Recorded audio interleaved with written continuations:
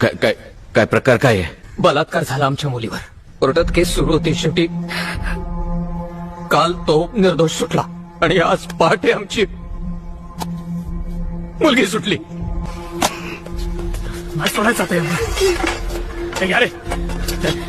आरोपी आणि पुरावे एकत्रच पाहिजेत मला.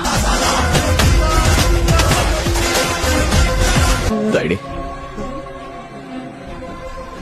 ही ओढणी गळ्याला बांधून वर गेलीस.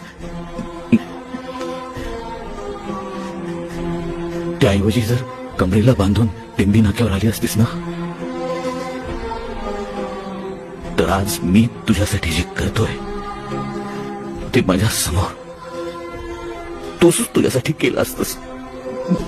विषय संपवा.